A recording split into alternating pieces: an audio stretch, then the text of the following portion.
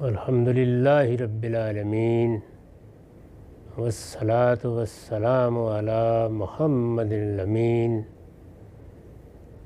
اعوذ باللہ من الشیطان الرجیم بسم اللہ الرحمن الرحیم۔ خواتین و حضرات، ہم سورہ نحل کا مطالعہ شروع کر رہے ہیں۔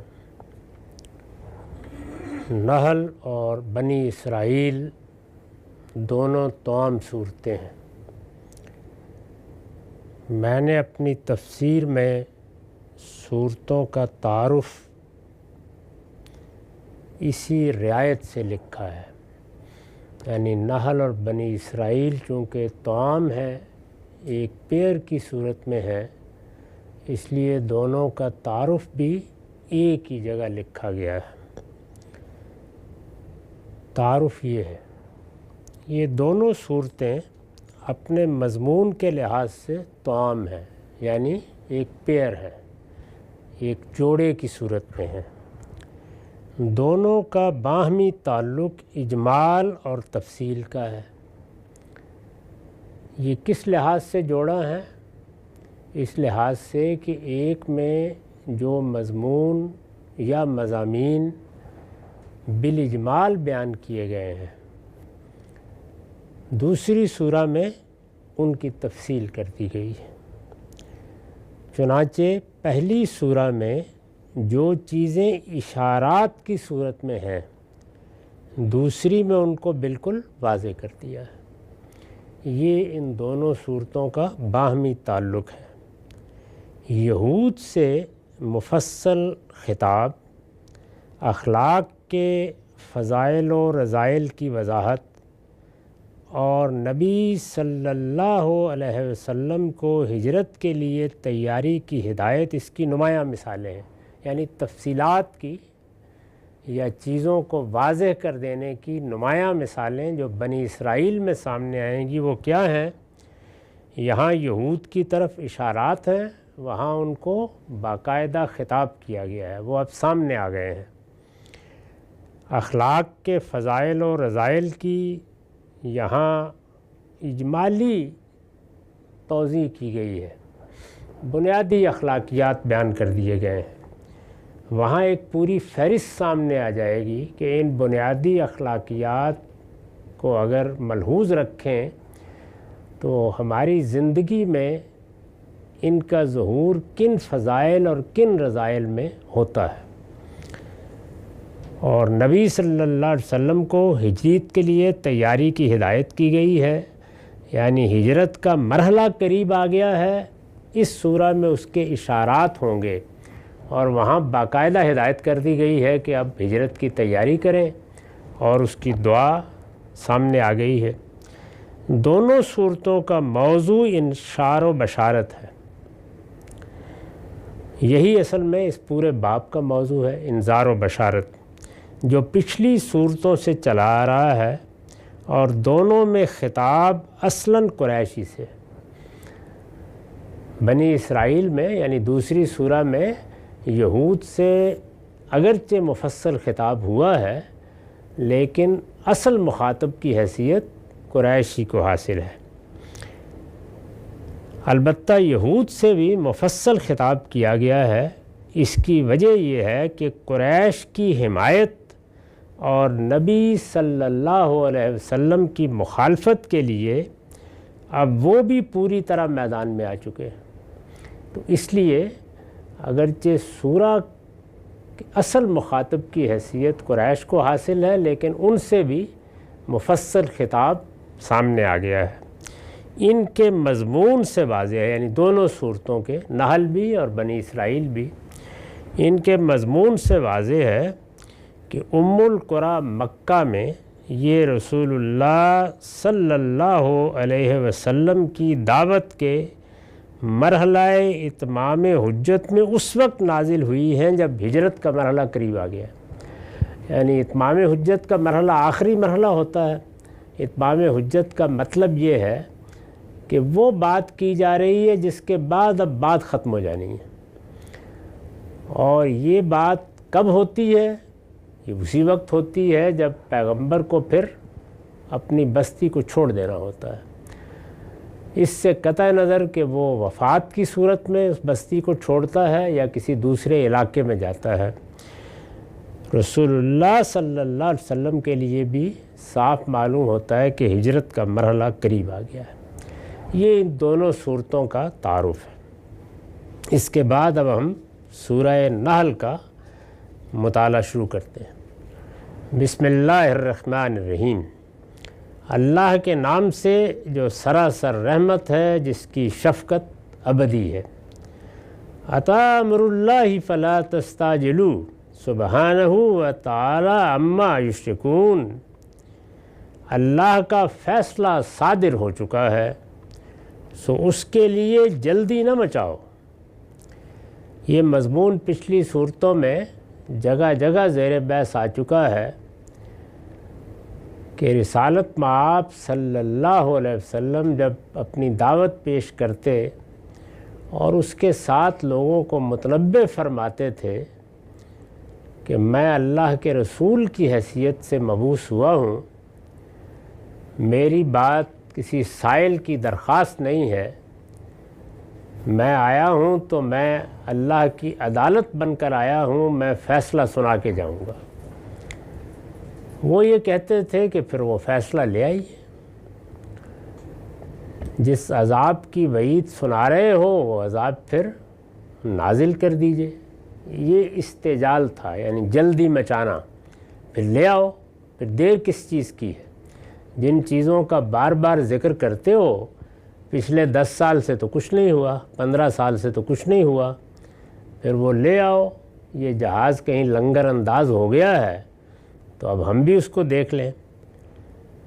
تو اس کے جواب میں یہ سورہ بغیر کسی تمہید کے شروع ہو جاتی ہے، یعنی پیچھے جو مضامین چل رہے تھے تو اس میں یہاں سے شروع ہو جاتی ہے کہ عطا امر اللہ، اللہ کا امر آ گیا ہے۔ اصل الفاظ یہ ہے، اس میں آ گیا ہے کا فعل فیصلہ فعل کے معنی میں استعمال ہوا ہے۔ یہ قرآن مجید کا عام اسلوب ہے اور اعلیٰ ادب میں بھی یہ اسلوب ہم اپنی زبانوں میں بھی اختیار کرتے ہیں۔ جب ایک چیز کی قطعیت کو بیان کرنا مقصود ہو تو وہ اگرچہ مستقبل میں ہوتی ہے، لیکن انداز یہی ہوتا ہے کہ یہ تو ہو گیا، یہ معاملہ تو اب طے ہے، تو طے ہے کو بیان کرنے کے لیے ہو گیا کی تعبیر بھی اختیار کر لی جاتی ہے۔ قرآن میں یہ قیامت کے بارے میں بھی اختیار کی گئی ہے، یہ اس عذاب کے بارے میں بھی اختیار کی گئی ہے جو پیغمبروں کی منادی کے نتیجے میں آتا ہے، اور اسی اسلوب کو جنت اور دوزخ کے معاملے میں بھی اختیار کیا گیا ہے کہ وہ گویا بن چکے ہیں، اگرچہ واقعے کے لحاظ سے نہیں بنے لیکن اللہ کے فیصلے کے لحاظ سے بن چکے ہیں۔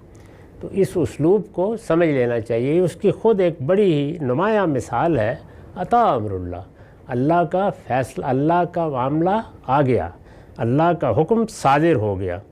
تو یہ فیصلے کے صدور کو بیان کرنے کا اسلوب ہے۔ یہ میں نے لکھا ہے کہ یہ اس فیصلے کا اعلان ہے جو رسولوں کی طرف سے اتمام حجت کے بعد لازماً صادر ہو جاتا ہے۔ لازماً صادر ہو جاتا ہے اس لیے گویا ہو گیا، تو اس لیے زبان کا یہ اسلوب اختیار کرنا بالکل موزوں ہے۔ قرآن کے مخاطبین اسی کے لیے جلدی مچائے ہوئے تھے۔ آگے جو یہ کہا ہے کہ فلا تستعجلوا ہو، آپ یہ دیکھیے کہ پیچھے کہا کہ آ گیا اور آگے فرمایا سو اس کے لیے جلدی نہ مچاؤ۔ تو دونوں جملوں نے یہ بتا دیا کہ وہ واقع میں ابھی نہیں ہوا، لیکن اللہ کا فیصلہ ایسا قطعی ہے کہ گویا آ گیا، گویا ہو گیا۔ قرآن کے مخاطبین اسی کے لیے جلدی مچائے ہوئے تھے، یہ انہی کو خطاب فرمایا ہے۔ عطا امر اللہ فلا تستعجلوہ سبحانہ وتعالی عما یشرکون، اللہ کا فیصلہ صادر ہو چکا ہے سو اس کے لیے جلدی نہ مچاؤ، وہ پاک اور برتر ہے ان چیزوں سے جنہیں یہ شریک ٹھہراتے ہیں۔ اس کے بارے میں میں نے وضاحت کی ہے۔ اس آیت میں پہلے براہ راست خطاب ہے، پھر غائب کا صیغہ آ گیا ہے، فلا تستعجلوہ میں براہ راست خطاب ہے، سو تم اس کے لیے جلدی نہ مچاؤ، اور وہ پاک اور برتر ہے ان چیزوں سے جنہیں تم شریک ٹھہراتے ہو، یہ نہیں کہا جنہیں یہ شریک ٹھہراتے ہیں۔ تو یہ التفات ہو گیا، یعنی اسلوب تبدیل ہوا۔ اس آیت میں پہلے براہ راست خطاب ہے، پھر غائب کا صیغہ آ گیا ہے۔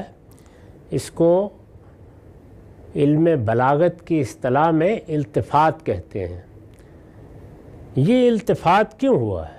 استاذ امام لکھتے ہیں اس میں بلاغت یہ ہے کہ پہلے ٹکڑے میں تہدید و وعید ہے، یعنی جو پہلے بات کہی گئی ہے اتا امر اللہ فلا تستعجلوہ، اس میں تہدید ہے، اس میں ایک چیز کے بارے میں اللہ تعالیٰ کی وعید یا دھمکی کا بیان ہے۔ اس میں بلاغت یہ ہے کہ پہلے ٹکڑے میں تہدید و وعید ہے، جس کے لیے خطابی کا اسلوب زیادہ موزوں ہے۔ اس میں تو وعید سنانی ہے مخاطبین کو، متنبع کرنا ہے، تو وہاں خطاب ہی کا اسلوب موزوں ہے۔ اور اس دوسرے ٹکڑے میں کراہت و نفرت کا اظہار ہے، جس کے لیے غائب کا صیغہ زیادہ مناسب تھا۔ یعنی جب کسی چیز کے بارے میں اس طرح کا اظہار کرنا مقصود ہو کہ یہ کیا بیہودگی ہے، اور اسے آپ لفظوں میں نہ بیان کرنا چاہیں، تو پھر غائب کا صیغہ ہی موضوع ہوتا ہے۔ گویا بات ان سے منہ پھیر کر فرمائی گئی ہے، تو منہ پھیرنے کے لیے آپ خطاب کو غائب کے صیغے میں بدل دیتے ہیں۔ وہ پاک اور برتر ہے ان چیزوں سے جنہیں یہ شریک ٹھہراتے ہیں، یہ نہیں کہا جنہیں تم شریک ٹھہراتے ہو، گویا منہ پھیر لیا ہے۔ درحالے کہ پہلے جملے میں سو اس کے لیے جلدی نہ مچاؤ خطاب کا اسلوب تھا۔ تو دونوں چیزیں بہت اہم ہیں، اور دونوں کی یہ بڑی اچھی نظیر ہیں آیتیں۔ ایک یہ کہ ماضی کا صیغہ آ جائے گا اتا امر اللہ، اللہ کا فیصلہ آ گیا، اللہ نے حکم صادر فرما دیا، اللہ تعالیٰ نے وہ چیز واقع کر دی، وہ بھی واقع نہیں ہوئی۔ تو یہ فیصلے کو بیان کرنے کا انداز ہے۔ میں نے عرض کیا کہ اسی سے وہ غلط فہمی ہوئی ہے لوگوں کو کہ جب انہوں نے دیکھا کہ قرآن مجید بعض جگہوں پر جنت اور دوزخ کا اس طرح ذکر کرتا ہے گویا وہ بن چکی ہیں، درحالے کہ وہ فیصلے کا اظہار ہے، اللہ کے ہاں وہ بن چکی ہیں، درحالے کہ واقع میں نہیں بنی۔ تو یہاں پر بھی یہی ہے کہ یہ عذاب واقع میں نہیں آیا، لیکن اللہ کے نزدیک آ گیا ہے۔ تو اس فیصلے کے صدور کے لیے یہ صیغے استعمال کیے گئے، اور اگلا جملہ بتا رہا ہے فلا تستعجلوہ، اس کے لیے جلدی نہ مچاؤ، اس لیے نہیں آیا ابھی، لیکن فرمایا عطا امر اللہ، آ گیا ہے۔ تو یہ فیصلے کو بیان کرنے کا انداز ہے جو قطعی چیز ہے، یعنی ہو گیا۔ ہم بھی بعض اوقات اپنی زبان میں جس طرح کہ میں نے عرض کیا یہی طریقہ اختیار کرتے ہیں کہ یہ تو ہو گیا، یہ تو ہو گیا کا مطلب یہ ہے کہ بس طے ہو گیا، سمجھو کہ ہو گیا، درحالے کہ وہ چیز ابھی شاید 2 دن 4 دن بعد ہونی ہے۔ انہیں بتاؤ اے پیغمبر کہ ہر شخص اس کا اہل نہیں ہوتا کہ اللہ اس پر فرشتے اتار دے۔ یہ بار بار جس طرح سے عذاب کا مطالبہ کرتے ہیں اسی طریقے سے یہ مطالبہ بھی پیچھے بیان ہوا ہے، بلکہ پچھلی صورتوں میں ایک سے زیادہ جگہوں پر بیان ہوا ہے کہ اگر تم کہتے ہو کہ تمہارے پاس اللہ کا فرشتہ آتا ہے تو اسے کہو کہ 2 ملاقاتیں ہمارے ساتھ بھی کر لے تاکہ یہ جھگڑا ختم ہو۔ تو اللہ تعالیٰ نے اس کے جواب میں یہاں گفتگو کی ہے۔ اس سے آپ قرآن مجید کے نظم کا یہ پہلو بھی سمجھ سکتے ہیں کہ مثال کے طور پر ایک سورہ یا 2 صورتیں نازل ہوئیں، ان میں اعتراضات سامنے آ گئے، یہ اعتراض ہے، یہ اعتراض ہے، یہ مطالبہ ہے، یہ بات کہہ رہے ہیں۔ اب اس کے بعد سورہ آئے گی تو وہ اعتراضات یا مطالبے کو نقل نہیں کرے گی بلکہ ایک ترتیب سے جواب دینا شروع کر دیں گی۔ تو اس میں بعض اوقات لوگ اس کو پھر پکڑ نہیں پاتے۔ اللہ کا فیصلہ صادر ہو چکا ہے، سو اس کے لیے جلدی نہ مچاؤ، وہ پاک اور برتر ہے ان چیزوں سے جنہیں یہ شریک ٹھہراتے ہیں۔ یہ ظاہر ہے کہ اس مطالبے کا جواب ہے کہ پھر تم عذاب کو لے کیوں نہیں آتے۔ اس کے بعد دوسری چیز کیا تھی کہ اچھا اگر عذاب کا ابھی وقت نہیں آیا تو جو فرشتے روزانہ تمہارے پاس آتے ہیں وہ تو آ رہے ہیں نا، انہی سے ملاقات کرا دو۔ تو اب فرمایا کہ انہیں بتاؤ اے پیغمبر کہ ہر شخص اس کا اہل نہیں ہوتا کہ اللہ اس پر فرشتے اتار دے۔ ينزل الملائکۃ بالروح من امرہ علی من یشاء من عبادہ، وہ اپنے بندوں میں سے جس پر چاہتا ہے اپنے حکم کی وحی کے ساتھ فرشتے اتارتا ہے، اس ہدایت کے ساتھ کہ لوگوں کو خبردار کر دو۔ کس ہدایت کے ساتھ؟ ان انذروا انہ لا الہ الا انا فاتقون، خبردار کر دو کہ میرے سوا کوئی معبود نہیں ہے لہٰذا مجھے سے ڈرو۔ تو یہ فرمایا۔ اب اس میں دیکھیے یہ جو ربط کا جملہ تھا کہ انہیں بتاؤ اے پیغمبر کہ ہر شخص اس کا اہل نہیں ہوتا کہ اللہ اس پر فرشتے اتار دے، وہ حذف کر دیا اور اگلی بات بیان کر دی۔ تو یہ قرآن مجید میں اس اسلوب کے بعض پہلو ہیں جس میں یہ کتاب نازل کی گئی ہے۔ اس کو سمجھنا ہو تو اعلیٰ ادب کی چیزیں پڑھنی چاہیے۔ وہ اپنے بندوں میں سے جس پر چاہتا ہے اپنی حکم کی وحی کے ساتھ فرشتے اتارتا ہے۔ حکم کی وحی کے ساتھ، اصل الفاظ ہیں بالروح من امرہ۔ اس کی وضاحت میں نے حاشیہ لکھا ہے، اصل میں بالروح من امرہ کے الفاظ آئے ہیں، یعنی اپنی حکم کی روح کے ساتھ۔ روح سے مراد یہاں وحی الہی ہے۔ قرآن مجید میں روح کا لفظ ہمارے ہاں جس طرح اردو میں روح کا لفظ استعمال ہوتا ہے اس مفہوم میں نہیں آتا۔ روح پھونک کے معنی میں ہے، عربی زبان میں لطیف پھونک کو روح کہتے ہیں۔ تو بعض موقعوں پر تو یہ بالکل اسی مفہوم کے لیے آیا ہے، اور بعض موقعوں پر اس پھونک سے جو چیز وجود میں آتی ہے اس کے لیے آ گیا ہے۔ فرشتے اسی لحاظ سے روح ہیں، یعنی ان کا قالب مادی دنیا کے عناصر سے تیار نہیں ہوا، تو اس لیے وہ الروح ہے۔ ہم انسانوں کا قالب مٹی سے تیار ہوا ہے، اس مادی دنیا کے عناصر یا اجزاء ہیں جن سے ہمارا قالب بنتا ہے، لیکن ہماری شخصیت پھر پھونکی جاتی ہے۔ تو اس لیے اس کو نفخت فیہ من روحی، پھر میں نے انسان کے قالب کو جب ہر لحاظ سے درست کر لیا تو اس میں اپنی پھونک دی، تو وہاں پر بھی روح کا لفظ استعمال کیا ہے۔ فرشتوں کے لیے، بلکہ فرشتوں میں جو سب سے جلیل القدر فرشتے ہیں جبریل علیہ السلام، ان کے لیے باقاعدہ روح کا لفظ سورہ قدر میں استعمال کیا ہے۔ اسی رعایت سے ان کو روح الامین کہا جاتا ہے، یعنی ایسی روح جو امانت دار ہے، اور یہی لفظ وحی کے لیے استعمال ہوتا ہے۔ یسألونک عن الروح میں وہ تم سے روح کے بارے میں پوچھتے ہیں، پیچھے سیاق میں دیکھیے تو سوال اس روح کے بارے میں نہیں ہے جو ہم عام طور پر اپنی زبان میں استعمال کرتے ہیں، بلکہ سوال وحی کے بارے میں ہے۔ یہ آپ سے وحی کے بارے میں پوچھتے ہیں، تو اس کا جواب وہاں کیا دیا ہے؟ قل الروح من امر ربی، یعنی یہ کہ کس طریقے سے اللہ تعالیٰ ایک پھونک کی شکل میں اپنا کلام صادر کرتے ہیں اور وہ لفظ کا جامہ پہن کر پیغمبر تک پہنچ جاتا ہے۔ تو یہ بھی بالکل وہی طریقہ ہے جو کسی شخص کو وجود میں لانے کے لیے، کسی مخلوق کو وجود میں لانے کے لیے اختیار کیا جاتا ہے۔ روح سے مراد یہاں وہی وحی الہی ہے۔ چنانچہ دیکھیے کیسے بیان کیا ہے، ينزل الملائکۃ بالروح، یعنی وہ اپنے بندوں میں سے جس پر چاہتا ہے فرشتے اتارتا ہے۔ ينزل الملائکہ کس کے ساتھ؟ روح کے ساتھ، اور وہ روح کیا ہے؟ من امرہ، یعنی اپنے امر کی یا اپنے حکم کی روح کے ساتھ فرشتے اتارتا ہے۔ واضح ہو گیا کہ روح وحی کے معنی میں ہے، وحی لے کے فرشتے آتے ہیں اپنے حکم کی روح کے ساتھ۔ روح سے مراد یہاں وحی الہی ہے۔ قرآن میں یہ لفظ اس معنی میں بھی استعمال ہوا ہے، یعنی اس پھونک کے لیے بھی استعمال ہوا ہے جو شخصیات کی صورت اختیار کر لیتی ہے، جو مخلوقات کے پیدائش کا ذریعہ بن جاتی ہے۔ چنانچہ سیدنا مسیح بن باپ کے پیدا ہوئے تو وہاں پر بھی یہی کہا ہے کہ پھر ہم نے مریم میں اپنی روح پھونک دی، اور یہ وحی کے لیے بھی۔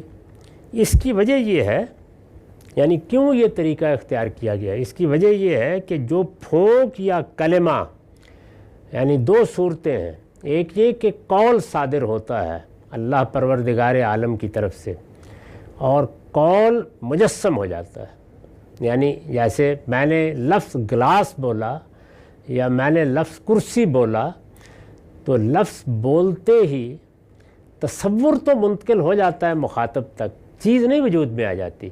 تو اللہ تعالیٰ یہ کہتے ہیں کہ میرے ہاں سے جب لفظ صادر ہوتا ہے چیز وجود میں آ جاتی۔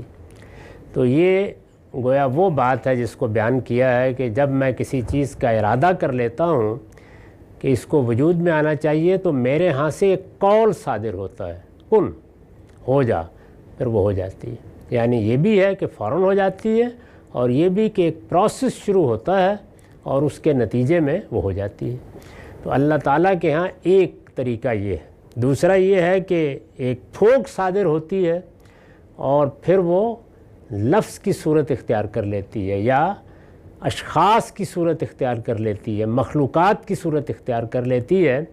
لیکن جہاں پھونک صادر ہوتی ہے وہاں جو چیز وجود میں آتی ہے وہ ہمارے مادی وجود کی رسائی سے ماورا ہو جاتی ہے، یعنی اسے ہم دیکھ نہیں سکتے، وہ انویزیبل ہوتی ہے۔ اس میں بھی یہ صلاحیت ہے کہ وہ بعض موقعوں پر اپنے ظہور کے لیے قالب اختیار کر لیتی ہے۔ جیسے فرشتوں کے بارے میں ہم اس سے پیچھے دیکھ چکے ہیں کہ وہ کبھی کبھی انسانی روپ اختیار کر لیتے ہیں۔ تو یہ کیا ہے؟ تمثل، یعنی وہاں یہ نہیں ہوتا کہ باقاعدہ جسم ان کو مل جاتا ہے، وہ ہمارے لیے ایک جسم کی صورت میں ظاہر ہو جاتے ہیں، تو گویا ایک لحاظ سے ممثل ہو جاتے ہیں۔ اسی کو بیان کیا ہے کہ جب فرشتوں نے آ کے مریم سے بات کی کہ ہم یہ خوشخبری لے کر آئے ہیں کہ بیٹا ہوگا، تو تمثل لہا بشرا سویا الفاظ آئے ہیں، یعنی وہ فرشتہ ایک جیتا جاگتا مرد بن کے سامنے آ گیا۔ تو وہاں قرآن مجید نے الفاظ یہی اختیار کیے ہیں۔ تو یہ تمثل ہے، یعنی کسی کا کوئی قالب بظاہر اختیار کر لینا، نظر ایسے آنا کہ جیسے یہ اب ایک انسان ہے۔ جیسے وہ فرشتے جو حضرت لوط کے پاس آئے تو خوبرو لڑکوں کی صورت میں تھے، درا حالے کہ ان کا کوئی مادی قالب اس طرح تیار نہیں ہوا جیسے کہ انسانوں کا ہوتا ہے۔ اس کی وجہ یہ ہے کہ جو پھونک یا کلمہ خدا سے صادر ہو کر فرشتہ بن جاتا ہے، یا انسان کا قالب اختیار کرتا ہے، یا لفظ کا جامہ پہنتا ہے، وہ اپنی حقیقت کے اعتبار سے ایک ہی چیز ہے۔ یعنی پھونک کی صورت میں صادر ہو تو لطیف ہوتا ہے، اس میں مادی قالب نہیں وجود میں آتا، اور کلمے کی صورت میں صادر ہو تو مادی قالب وجود میں آ جاتا ہے۔ تو یہ اللہ تعالیٰ نے اتنی بات بتائی ہے کہ ایسے خلق کا عمل ہوتا ہے۔ اب اس کو ہماری گرفت میں لانا یہ ہمارے حدود سے ماورا چیز ہے، اس لیے کہ ہم تو انہی چیزوں کو اپنے ادراک کی گرفت میں لا سکتے ہیں جن کی مثالیں ہمارے پاس موجود ہوتی ہیں۔ ہم کسی ایسی چیز سے واقف نہیں ہیں کہ جہاں لفظ بولا جائے اور شے بن جائے، اور جہاں پر پھونک صادر ہو اور کلمہ بن جائے، ہم اس سے واقف نہیں ہیں۔ اللہ تعالیٰ نے بتایا ہے کہ بس ان الفاظ سے جو تصویر بنتی ہے اس سے سمجھ لو کہ یہ ہوتا ہے۔ تو یہاں اسی کا ذکر کیا ہے، وہ اپنے بندوں میں سے جس پر چاہتا ہے اپنے حکم کی وحی کے ساتھ فرشتے اتارتا ہے۔ حکم کی وحی یعنی امر صادر ہوتا ہے، وہ ایک روح کی صورت میں تبدیل ہو جاتا ہے، اور پھر وہ روح جب پیغمبر تک پہنچتی ہے تو کلام بن جاتی ہے۔ یعنی وہاں وہ الفاظ سن رہا ہوتا ہے، بالروح من امرہ الی من یشاء من عبادہ۔ اس کے لیے اللہ تعالیٰ نے لوگوں سے پوچھ کر کوئی طریقہ نہیں مقرر کیا، وہ انتخاب کرتا ہے۔ اس کو دوسری جگہ بھی بیان کیا ہے، جب قریش نے اس طرح کی بیہودہ باتیں کہنی شروع کیں کہ ان کو پیغمبر بنا دیا ہے، اگر پیغمبر بننا تھا تو لولا نزل ھذا القرآن علی رجل من القریتین عظیم، ہماری یہ دو بستیاں ہیں، یہ طائف اور مکہ، دونوں میں بڑے بڑے سردار دانشور رہتے ہیں، ان میں سے کسی کو بنایا ہوتا۔ تو قرآن مجید نے اس کا جواب دیا کہ اللہ عالم حیث یجعل رسالتہ، یہ اللہ نے فیصلہ کرنا ہے، تم نے فیصلہ نہیں کرنا کہ فلان لا خیرے کے سر پر یہ تاج رکھ دیا جائے، یہ تو ہم ہی فیصلہ کرتے ہیں کہ کون اس کا اہل ہے۔ تو یہاں پر بھی یہ کہا کہ اپنے بندوں میں سے جس پر چاہتا ہے، یعنی انتخاب وہ کرتا ہے۔ اس سے یہ بات بالکل واضح ہو گئی کہ یہ فیصلہ کہ کس کی طرف اللہ نے کوئی پیغام بھیجنا ہے یا کس پر یہ عنایت فرمانی ہے، جب تک نبوت کا سلسلہ جاری رہا تو اس میں یہ نہیں ہوتا کہ پیغمبر کوئی مراقبہ یا ریاضت کر کے یہ حاصل کر لیتا ہے۔ اس کی قرآن نے شدت کے ساتھ نفی کر دی ہے۔ خدا کی بارگاہ میں کوئی نقب نہیں لگا سکتا، کوئی اپنے طور پر درخواست بھیج کر دروازے نہیں کھلوا سکتا۔ یہ معاملہ تو جب ہونا ہے اوپر سے ہونا ہے، یعنی اس میں نزول ہی نزول ہے، اس میں صعود کی کوئی گنجائش نہیں ہے۔ تو اس لیے جو لوگ اس طرح کی داستان سرائی کرتے ہیں وہ اصل میں اپنے نفس کی آوازیں سنتے ہیں، اس کے زیادہ کچھ نہیں ہوتا۔ اللہ کی طرف سے جب وحی آتی ہے تو انتخاب بھی اللہ کرتا ہے، یہ طے کرتا ہے کہ کس کی طرف کیا چیز بھیجنی ہے، اور پھر وہ اس پر فرشتے بھی اتارتا ہے اور اس سے گفتگو بھی کرتا ہے، جیسے کہ موسیٰ علیہ السلام نے براہ راست اللہ کی گفتگو سنی، اپنے حکم کی وحی کے ساتھ فرشتے اتارتا ہے اور فرمایا کہ یہ کام ہم روز نہیں کر رہے ہوتے، اس ہدایت کے ساتھ، یعنی کب اتارتے ہیں؟ اس ہدایت کے ساتھ کہ لوگوں کو خبردار کر دو کہ میرے سوا تمہارا کوئی معبود نہیں ہے، لہٰذا مجھے سے ڈرو۔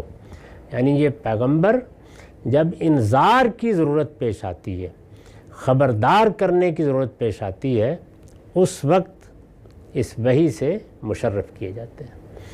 تو یہ ضرورت کب پیش آتی ہے، اس کو بقرہ میں بیان کر دیا کہ جب ہم یہ دیکھتے رہے کہ ایسے اختلافات پیدا ہو گئے ہیں کہ اب ان کے لیے کوئی فیصلہ کن چیز آنی چاہیے بندوں کے لیے، تاکہ ہدایت کی راہ گم نہ ہو جائے، اور یا یہ ہے کہ بندوں کے لیے اب خدا کی عدالت لگنی ہے، اس وجہ سے یہ ضروری ہے کہ پہلے ان کو متنبع کر دیا جائے۔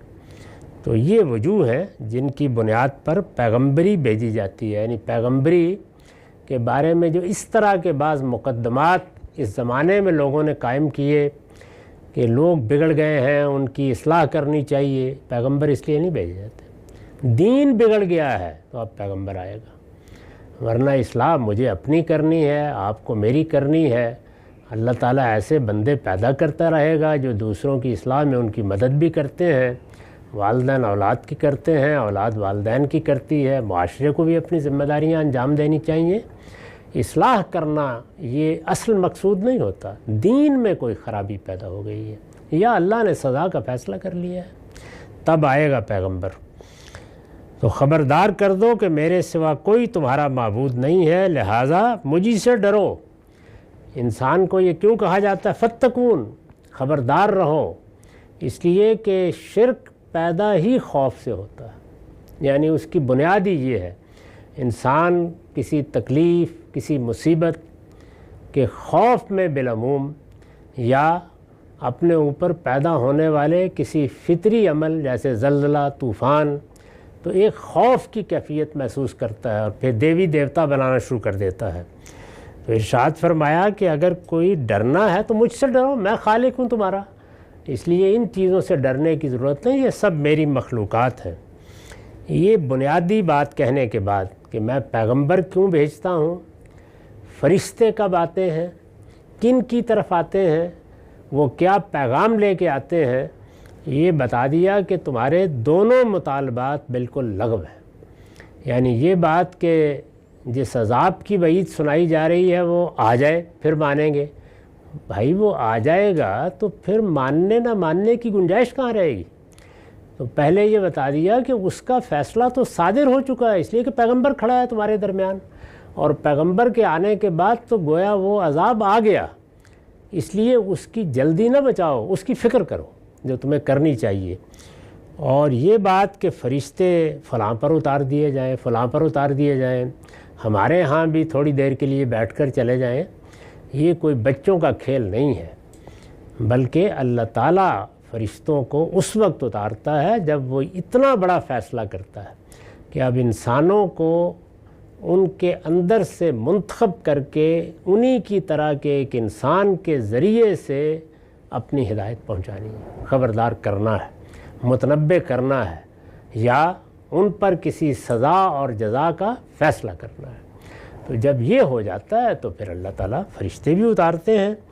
اور یاد رکھو کہ تمہارا کوئی معبود اللہ کے سوا نہیں ہے، پیغمبر اسی حقیقت سے خبردار کرنے آتے ہیں۔ یہی دین کی بنیاد ہے، یعنی اللہ کا مان لینا، اس کی سچی معرفت، اس کی توحید، اور پھر یہ اندیشہ کہ اس پروردگار سے اب ملاقات ہونی ہے، لہٰذا ہمیں ڈر کر زندگی بسر کرنی ہے۔ ڈر کر یعنی وہ خوف نہیں جو کسی بلا سے ہوتا ہے، اندیشہ ناک رہ کے، متنبع رہ کے، خبردار رہ کے زندگی بسر کرنی ہے کہ ہم کہیں وہاں ناکام نہ ہو جائے۔ یہاں سے تمہید اٹھائی ہے، اس کے بعد سورہ آگے پھر اپنے خاص اسلوب میں استدلال کرے گی۔ اقول قولی ھذا واستغفر اللہ لی ولکم ولسائر المسلمین۔